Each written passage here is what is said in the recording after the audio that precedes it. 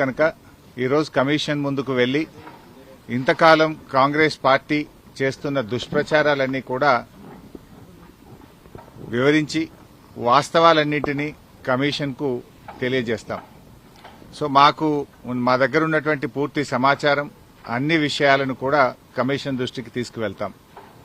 గత కొంతకాలంగా కొంతమంది వ్యక్తులు, కొన్ని పార్టీలు వాళ్ళు ఉద్దేశపూర్వకంగా బీఆర్ఎస్ పార్టీ మీద రాజకీయ కక్షతో బురద జల్లేటువంటి ప్రయత్నం చేస్తా ఉన్నారు.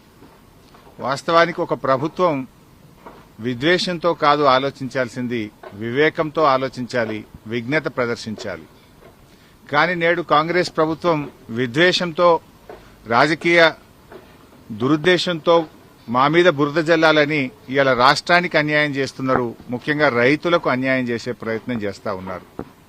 నేను ఒకటే కోరుతా ఉన్నా, విజ్ఞత ప్రదర్శించండి, వివేకంతో ఆలోచించండి. ఈ రాజకీయాల కోసం తెలంగాణ రాష్ట్రం యొక్క నీటి హక్కులను కాలరాయొద్దు అని చెప్పి ఈ ప్రభుత్వానికి హితవు పలుకుతా ఉన్నాను.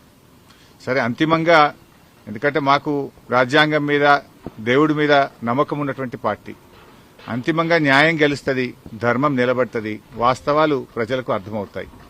అందువల్ల ఈరోజు కమిషన్ ముందుకు వెళ్తున్నాం. కమిషన్ మమ్మల్ని అడిగిన ప్రతి ప్రశ్నకు పూర్తి స్థాయిలో సమాధానాలన్నీ కూడా చెప్తాం, వాస్తవాలన్నీ కూడా వివరిస్తాం.